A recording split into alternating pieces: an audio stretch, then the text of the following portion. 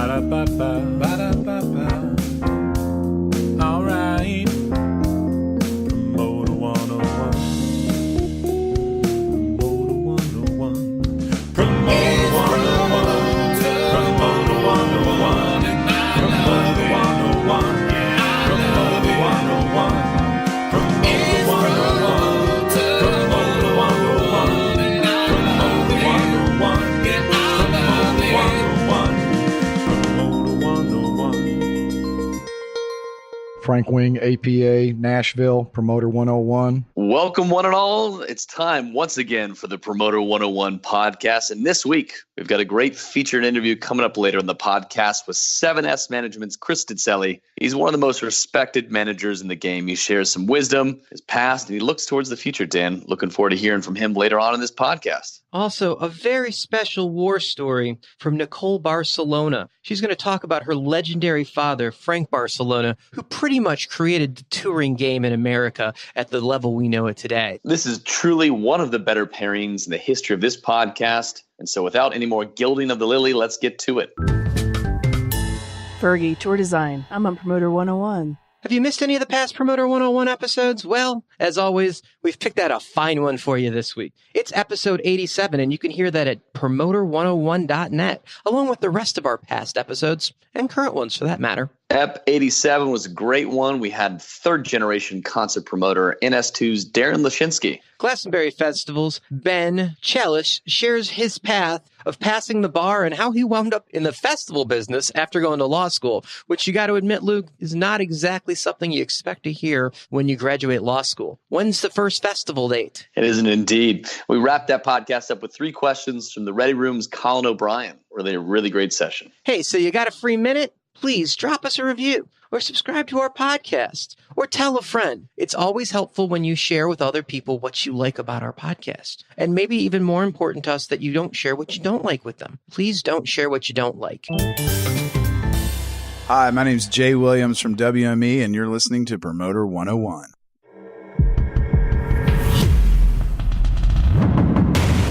News of the week. You want to hear the news? Luke's got the news. He's got the best news. We have the biggest news. We've got the best news. It's real news, real news. It's time for News of the Week, and this week's news is all numbers. Well, mostly. The numbers are in from Record Store Day 2019, where the highlight was another record year of vinyl sales, making a comeback. 827,000 vinyl albums were sold in the U.S. during the week ending April 18th. That's according to Nielsen Music, who reports all sales in the U.S., and that is a Record Store Day. Third largest sales week for vinyl albums since 1991. It was a huge week for independent retail as well, with 72% or 673,000 of those albums sold via independent record stores. And earnings season is upon us for all the finance bros out there. Sirius Xm reporting a 44% decline in profit year over year, down to $162 million.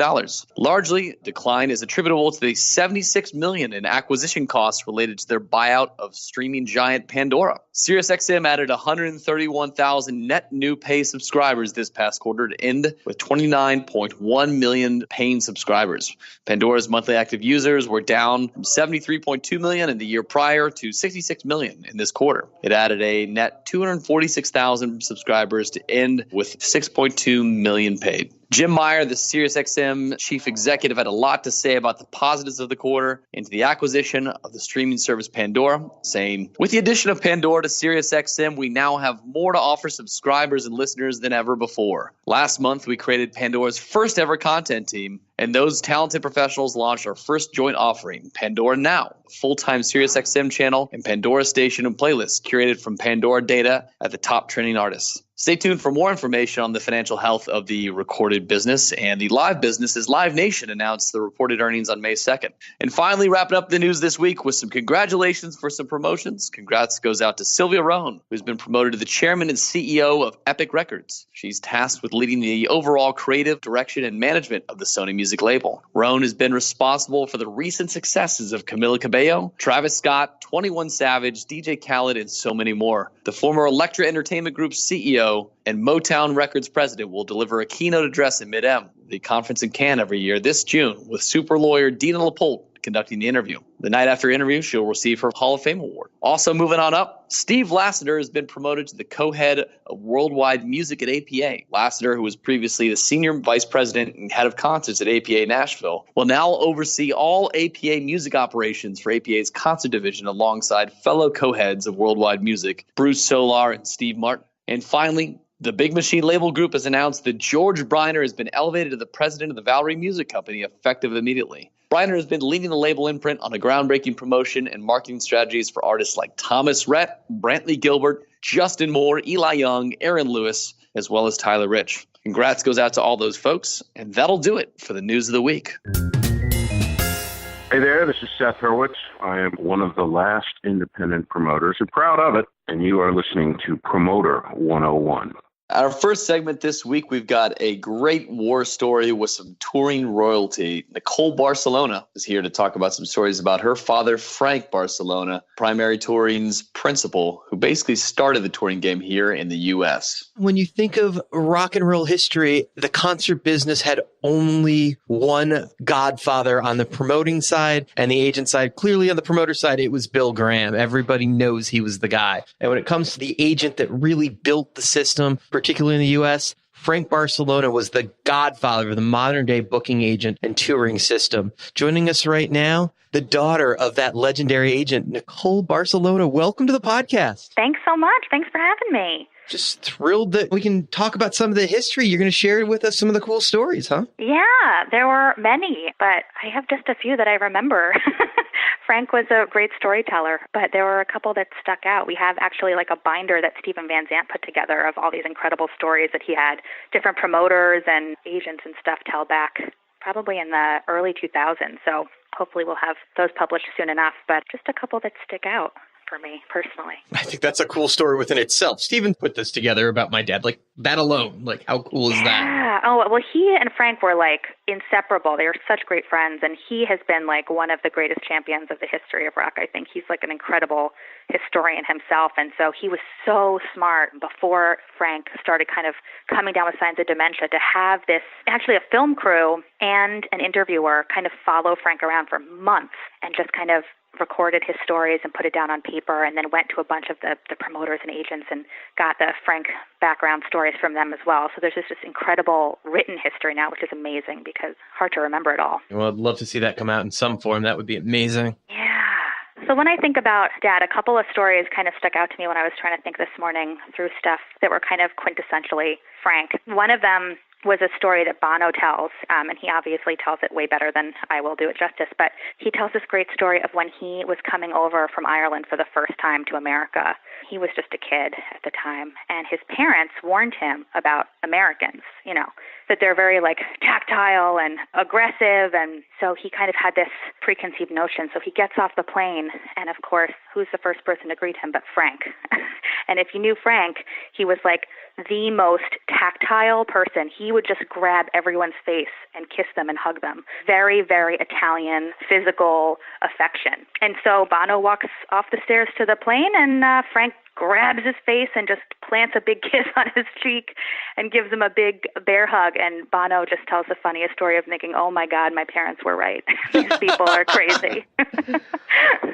And I kind of love that image of Bono as a young kid kind of getting swallowed up by Frank, who was a large human being, and just hugged and kissed, and this kind of conservative Irish kid thinking, oh my God, where am I? What have I done?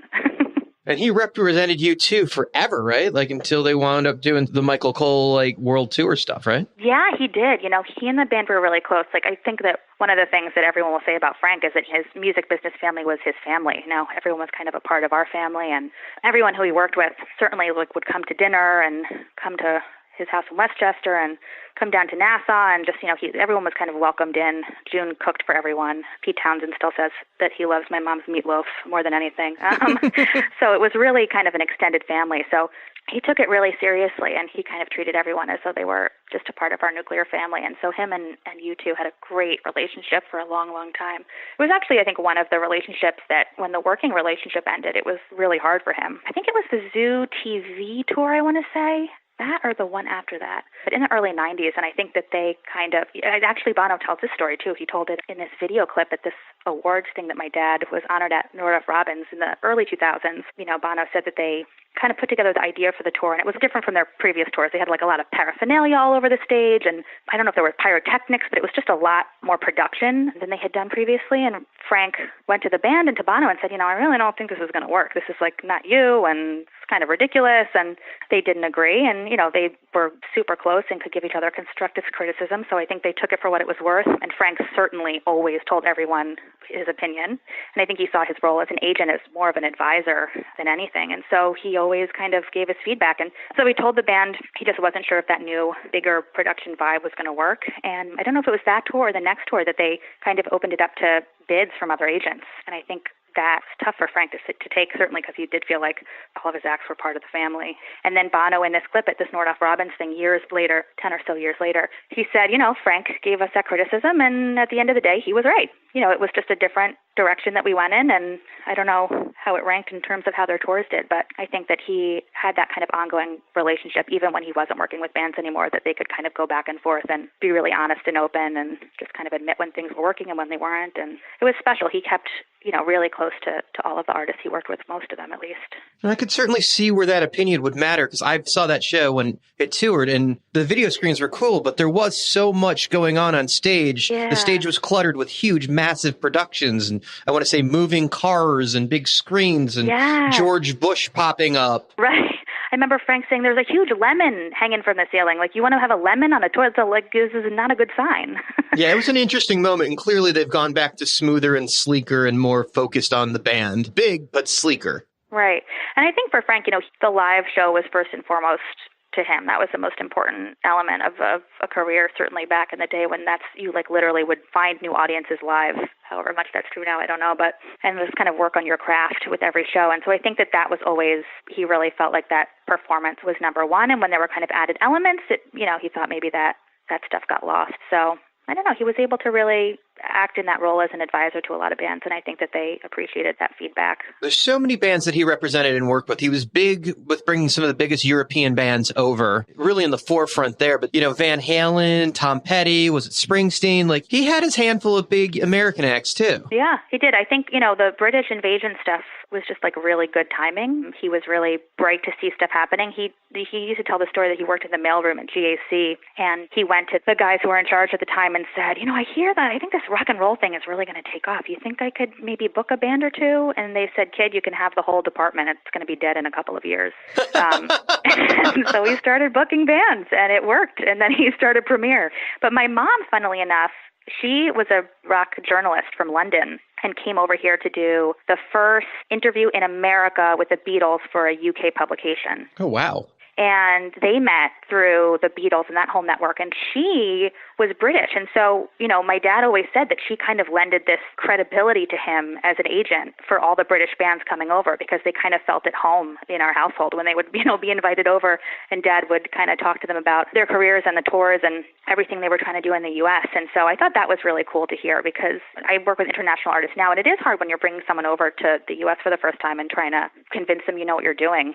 Kind of nice to have a British partner there to ease the blow for these bands. A little bit more tea than coffee, huh? Yeah, exactly. Yeah, she knew how to entertain and make them feel comfortable, and I think that really helped. And then the American bands he worked with were, just incredible too. Tom Petty and Springsteen and, like you said, Van Halen, just really incredible acts. And again, he worked with them from the beginning and just kind of nurtured those relationships, and even to the end were really close. I think that one of the other favorite stories of mine of Frank came from Tony Dimitriadis, Tom Petty's manager. And he said, I actually have his email here when he sent it to me, because I butcher it if I don't read it. He sent this to me when we were kind of honoring Frank. Instead of doing a funeral, we did like a celebration months after he died at Irving Plaza, and kind of asked everyone to tell their stories. And it was a really fun, long evening of everyone telling stories, because Frank was infamous for telling stories, so you could, rarely get a word in edgewise. So it was fun to kind of hear everyone else's tales. And so Tony wasn't able to be there, but he sent me this great story, and this is so Frank too. So he said, I remember one time, it must have been 1986 or 7, when Tom was beginning to question how many days he would have off between shows. And this is Tom Petty. He said he had decided that any day off included travel was not a day off. It required a huge change in the dynamic of structuring a tour, and I'll never forget trying to explain this to Frank. So Tony says, I had a huge map of North America, and I began trying to explain to Frank why some of the proposed dates would not work. Frank was looking over my shoulder at the map, but it was difficult for him to see while he was sitting at his desk. He used to sit behind this enormous desk, and his favorite place was always to sit on the floor. He was infamous for making everyone sit on the floor with him. So he says, suddenly Frank grabbed the map from my hand and jumped up from his desk. I thought he was going to throw me and my map out of the office. Instead, he sat down on the floor with the map and beckoned me to come to sit next to him. There I was, sitting on the floor with the great Frank Barsalona, telling him how to get the routing right, when Barbara Skydell walked in. And if you know about Barbara was everything for Premiere. She was just unbelievable. And they were complete partners. I mean, the two of them were awesome together. So Tony says, with an incredulous look on her face, Barbara asked, "What are you two doing down there?" Frank says, "Tony's showing me how to book a tour," Frank said with a huge smile on his face. So I just think that the vision of him sitting on the floor, first of all, trying to listen to a manager tell him how to route a tour is so classic, because he always ended up on the floor kind of talking with people for hours through things. And he was infamous for, if he had meetings scheduled, I mean, the man had no sense of time anyway, but if he had meetings scheduled, they would always go super long because he would end up kind of sitting on the floor philosophizing with people for hours on end. But I love the idea that Tony came in and was trying to tell him how to reroute a tour. And Frank would I could picture him just sitting there and listening and taking it all in, and then very craftfully trying to convince Tony otherwise. So I think it was cool to hear all of these stories, certainly at that celebration we threw about not only kind of his influence in the industry and what he did for the young promoters who were coming up, like Don Law and Ron Delsner, and all of the kind of really forward-thinking stuff he did. But I love that you just called them the young promoters. That's awesome. I know. Well, at the time, sorry. At the time, not so much anymore. But the best part was hearing from people how beloved he was just as a friend and a person. And I think that's the thing that is most enduring for me, is not what he did, but how truly beloved he was by everyone he worked with. Because he did see everything first and foremost as a friendship and relationship. And I think that's why he was so successful. He really, we talked today about authenticity and trying to connect authentic bonds in business and emotional intelligence and all this stuff that they're literally courses in. And he just had this really innate ability to first connect with the person, and then the business came out of that. And I think it worked really well. So you were a teenager when the biggest acts in the world were all handled by your father and Barbara. Yeah, a little younger. So I was born in 82. So I the early 90s, I think they weren't booking the grunge stuff. That was a period where I think that they kind of slowed down a bit. But certainly up until I was about 12 or so, I was, all the biggest bands in the world. It was a pretty wild time. So running around backstage at stadiums and hanging out and catering with Bono and Tom Petty, that just seemed normal, right? Yeah, it seemed normal. It didn't occur to me until I was a lot older that wasn't normal. I mean, Frank took me to shows from the time I was born. I just found this picture the other day of me in a stroller. I must have been 6 months old, and we were backstage at a show. And Frank had a bottle in his hand and was, looking all parental. And it's so funny because he loved taking me to shows, because then he could go early, say hi to the band, and then use me as an excuse to go home. He would say oh, I got to get the baby home, And it wasn't until I was old enough to talk that I would say no, I want to stay. And he'd be no, we gotta go. It was really fun. It was definitely an alternative childhood, but really fun. We would go on the road in the summers, I remember, with bands that were touring. So that was fun. It was a nice break. So you were in the business. It's in your blood, both from your mom and your dad's side. You're working in management as well? I am, yeah. I never wanted to. Steven Van Zandt always joked that I was the Alex P. Keaton of the family. I was the one who was buttoned up and kind of a little more organized amidst the madness. And so I love the Family Ties reference. Nice. Yeah. But so I was not in a million years expecting to. I actually went to school for corporate and crisis communications, which turns out helps you anyway in this business. And then I went to work for Steven Van Zandt for a week after I graduated college, as I was interviewing at these corporate PR firms, which I can't imagine now, working in the morning in an office with professional people having to get dressed in real work clothes. But I interned for him for a week. He was doing this festival on Randall's Island with all of these bands, and he just threw me in and was okay, you're doing all the credentialing for the bands. And I had no idea what I was doing, but it was late nights and total chaos, and that was it. I was hooked. It was just what I was used to. So it was a fun start. Any artists you got your hands on right now that we should be checking out? Yeah, I have this incredible folk singer-songwriter out of, folk pop really, singer-songwriter out of India, of all places, Pratik Kuhad. And he actually just came over here for his first big U.S. tour and just taken off all over the place. He's this incredible artist. He was he went into consulting or banking after college. He was going the other route and then took a year off to just try music. And he just has this incredible story and this incredible sound. So he's incredible. And I have a singer-songwriter out of Australia, Mark Wilkinson, who's also just amazing. He has chosen to stay independent and tours all over the world, and it's just great. It's been really fun to work with people who I just love as human beings too, so that's fun. Just in your blood, you're going to find your way to it one way or another. Yeah, I guess so. Inevitable.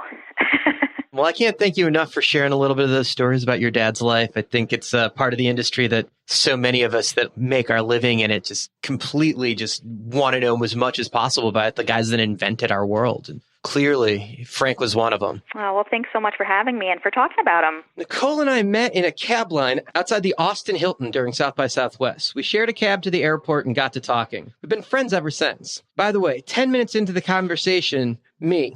So your dad was Frank Barsalona? Her. Oh, you heard of him? Me. Yeah.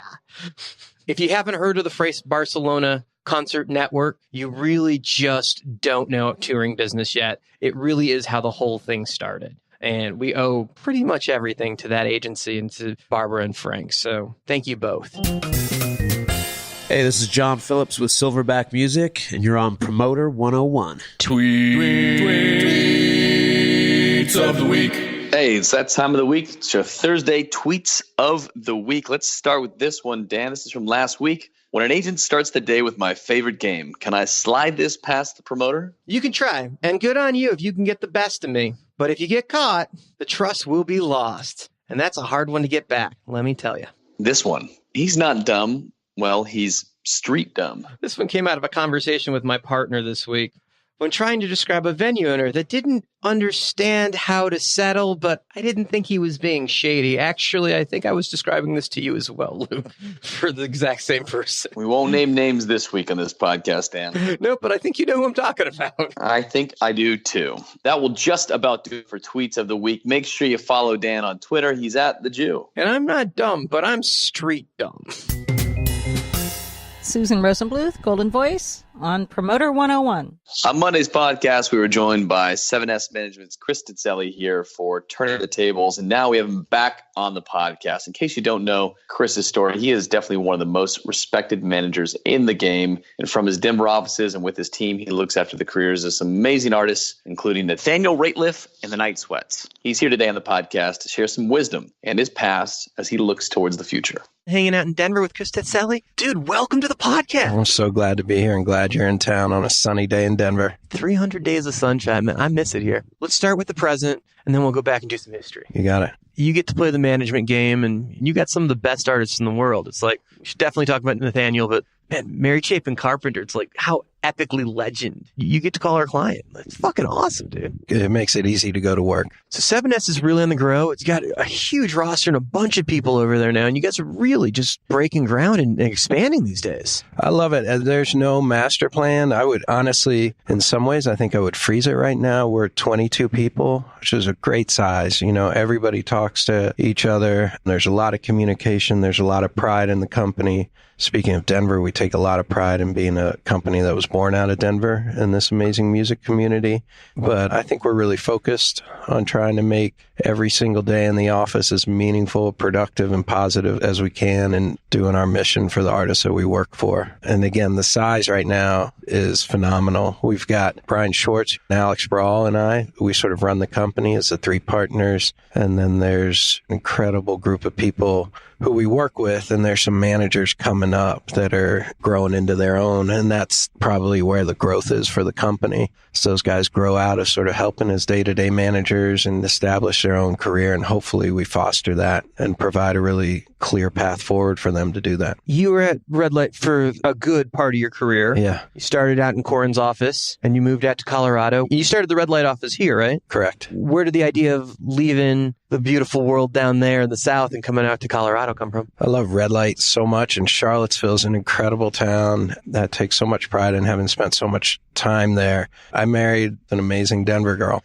She's got a big family out here and roots out here, and we just knew that we wanted to raise our kids out here. And so we got married. She moved to Charlottesville. We sort of said it'd be about 5 years in Charlottesville, and then we'd come out to Denver, and that's pretty much what happened. We had 2 kids in Charlottesville, and then moved to Denver with a 3-year-old and 1-year-old. Korn was incredibly supportive, and that was a really exciting time. I moved out here and hired one person. There were just 2 of us, and we were a red light office, and Korn supported it wholeheartedly, which was always really appreciated. And it was also sort of natural for us because, red light all the way back was just one band. It was just Dave Matthews Band, and we were working out of Charlottesville and really mining the Southeast. And Korn identified, maybe with Chuck Morris's help, but he identified Boulder in Colorado as a really energized and transient area of the country.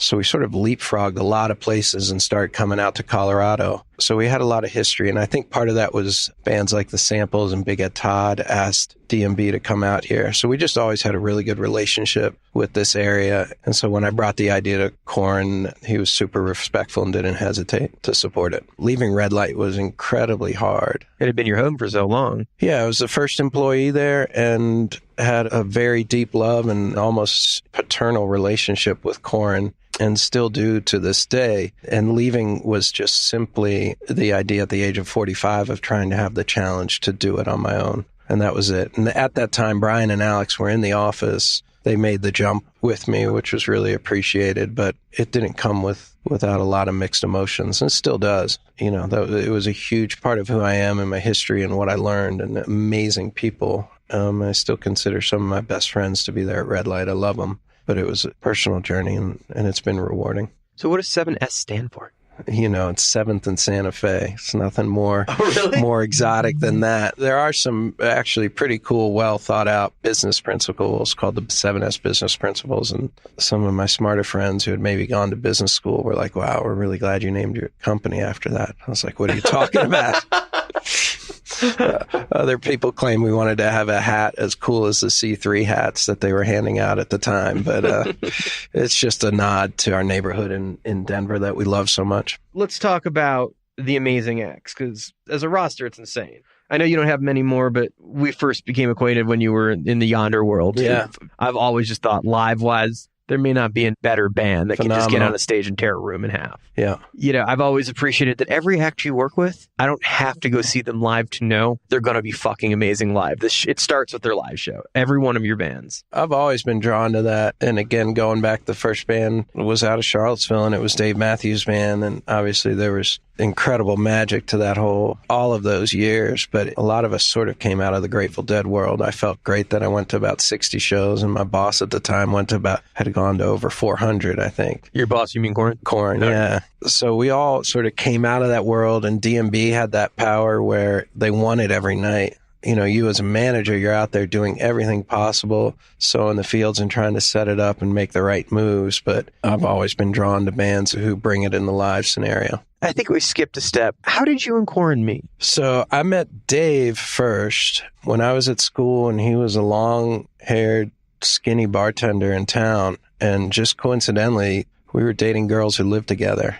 We met at their house, struck up a friendship. One of my good friends at the time was Fenton Williams, I think he's been at every single Dave Matthews Band show. He's been with the band since the beginning. He's their lighting director now. He was their tour manager in the early days. And so Fenton was from Norfolk, as was Korn. Korn went to UVA. He was in Charlottesville. He was running the nightclub there. And he introduced me to Korn. Korn was a little bit of a hometown legend at the time, as he ran the club. He brought in all the cool shows. He ran the music festival outside of town that was set up for about 4,000 or 5,000 people every fall and spring. And so I bartended while I was at UVA to make money. And then in sort of a gap year getting ready for business school, I ended up running a bar that Korn owned. And that was when the band had just started cooking up. So they would hang out at the bar. Korn would be there. I was running it and bartending it. We all kind of came together there. And then I was headed off to business school. This job opened up in Norfolk with a guy, Mike Jones, and Cellar Door. I told Korn, I was like, should I apply for that job? He was like, if you're thinking of not going to business school, I'm so thankful for this. Korn said, why don't you stay here? Why don't you stay and work with me? The band's going to blow up. I'm going to need somebody. And that was it. My parents were not happy.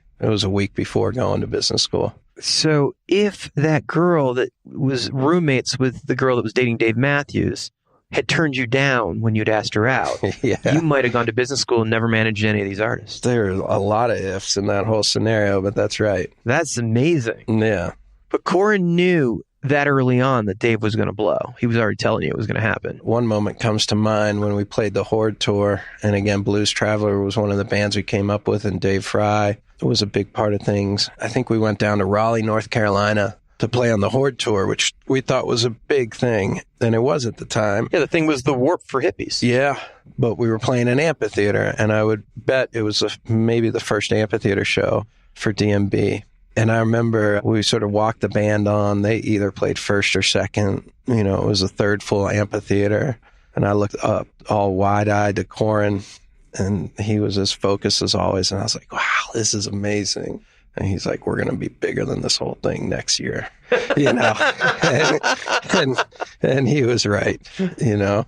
Game fucking on. Yeah, it was exciting. So, ironically, we can point to the stands again and look at Nathaniel and know that we're already seeing it, but it ain't stopping anytime soon. You got gold. I love that guy. I love that band so much. They're a huge part of this community. The fact that we're a Denver company and get to work with them and that it's turned the corner. His story is phenomenal, coming from where he came from in Missouri and things that he's gone through. Something stood out when also seeing Springsteen on Broadway. I grew up in New Jersey, and I'm a Springsteen guy, and one of many things that stuck with me from seeing him, but I think is relevant to that band. He talks about the power of a band coming from a city and laying their guts out and believing 100% in what they're doing, and they may not be the best players in the world, but when they get together, you know, it's 1 + 1 = 3.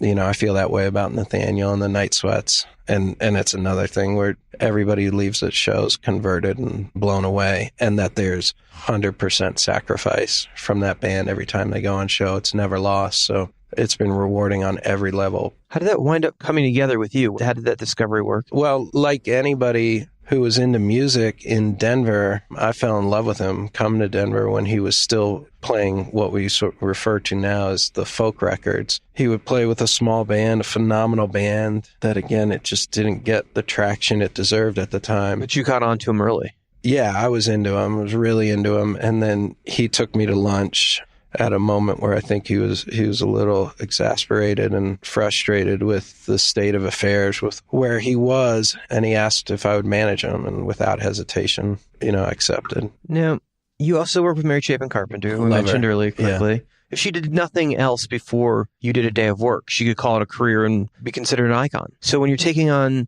somebody whose brand is that strong, is that stressful, or does that take a whole different world? Yeah, it's a heavy responsibility.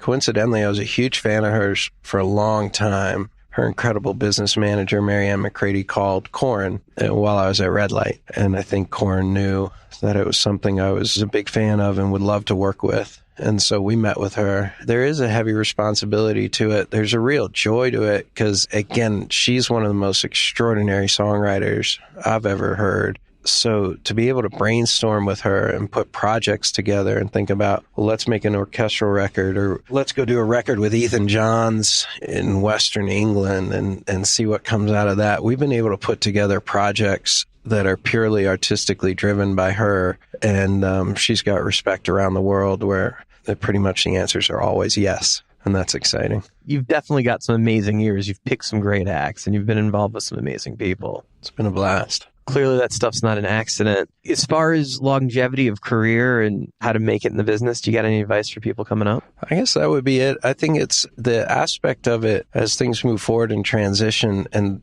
sometimes I go in the office and I freak out because it's so quiet and everybody's working their tails off. It's just on a keyboard, right? It's not in the old office days where we're all on the phones, like it sounded like a stock exchange. It was never lost to me when Corin was on the phone talking to Jay Stevens at Ziggy's about, you know, the guarantee in the back end on DMB's next show down in Winston-Salem. Like, it was very clear there was a conversation of sorts going on. Like, there was a lot of energy, a lot of activity. And it wasn't passive. Yeah. The Ziggy's. Wow, there's a throwback. Yeah. I think it's an amazing relationship business. We're dealing with art. We're dealing with music. We're dealing with people who are passionate. And hopefully everybody feels that way in whatever their profession is. But we're dealing with art. So it's an amazing group of people in this industry. Thinking about younger people coming up and digital media and all the emailing and stuff, I just hope the personal aspect of it, the relationship aspect of it doesn't get lost. I really encourage people in my office to travel. You know, we have shared services, tour marketing, radio promotion, digital strategies. We have a head of philanthropy for 7S because we really believe in that. So somebody who works full time with our bands, runs a foundation. I encourage everybody to travel a lot and go to conferences and get out there and be involved. I think the future of that's pretty interesting. Now, you're in Colorado. You're very proud of the scene, and it's clear, but huge acts breaking from here. The scene has changed. I mean, with the Lumineers to Big Ed Todd to the Sub Dudes, Nathaniel, like there's a ton of acts that come through this market that represent it well, which wasn't always the case. At one point, it was just Firefall, but times have changed. It's exciting out here. I mean, the scene, there are some incredible bands in town. We manage a band, Tennis, that's doing really well. It's growing. There's a new band that is phenomenal called The Still Tide. Nathaniel and the guys are sort of the latest one to really break out here, but there's such a community. Even Isaac Slade and the guys in the Fray, they're still involved. Governor Hickenlooper just termed out as our governor. He's two-term mayor of Denver, two-term governor of the state, huge music fan, and he's running for president now. He did a lot for this music community, put a lot of energy into it. Our mayor now, Michael Hancock, is a huge music proponent. There's been a lot of energy. 2 years ago, Isaac and the governor and Libby Anschutz, who's Phil's daughter, who's an amazing person and huge proponent of the music scene in town, they had dinner and came up with the idea to put an organization together that Chuck Morris and I now serve on the board with, called Take Note Colorado. And we're going strong, and the mission is to provide, we can't get it in the school budget, so we have to do it privately, but to provide access to free instruments as well as free instruction to everyone K through 12 in the state of Colorado. And we're 2 years in, but it's just like a no-brainer. It's just, you know, Michael Goldberg's on the board of that. Like everybody throughout the state, everybody's working on this. Yeah, you essentially name-dropped everyone that's in the business in Colorado. It's amazing. Jeremy Stein, Nadia Pressure, what's up? Everybody landed in, huh? I love that part of it out here. There's competition to a certain degree, but... Are you at a disadvantage being in Colorado and not in Nashville or L.A. or London or New York? In certain ways, sure, but it works for me, you know, and I hope it works for our company. And for instance, we've had a couple younger people leave the company, you know, because they want to go to New York and L.A., and I get it, totally. And there's not a second office in your future because you're focused right now on this? That's not the plan. I mean, we love it. We love it here. We've had a lot of people come to the company who are passionate, incredible minds, because they're like, I can do this in Denver, Colorado. And I will say this, there's not an easier city in the country to travel out of. Yeah, you're halfway to everywhere. Every flight's pretty short, so it feels pretty powerful in that way. Chris, I can't thank you enough for taking time and talking to me today. This has been so much fun. Well, thank you very much for doing it. I appreciate your podcast. Man, Chris is just a class act. I've had the opportunity to work with him over the year with some of the greatest acts. And he knows amazing music. That's the one thing you can trust is if Chris is involved, the band's going to bring it live. Thrilled and honored to have him here on Promoter 101. Hey, this is Kevin French, and I'm on Promoter 101. Hey, that'll do it. Ep 145 in the can. Thank you to listening. Thank you for tuning into this podcast. Thank you to our amazing guest this week, 7S Management's Chris Tetzeli and Nicole Barcelona, talking about her father, Frank. Really great episode. Write us at steiny@promoter101.net. Feel free to tell us what's on your mind. We'll be back Monday at 5 Pacific with a brand new show, and I think Luke will be back calling them episodes instead of eps at that point. So tune in for that. That'll be exciting. I'm not going to change it. It's eps from here on out, Dan. No chance. Join us on Monday. We're going to have Ep 146. We're going to have the Netherlands Networking Music's Rudd Barons on the podcast with us. Until then, we're wishing you sold out shows for the week to come. Cheers. Call your mother. She's worried about you. Hi, I'm Leslie Olenek from Live Nation Touring, and I'm on Promoter 101.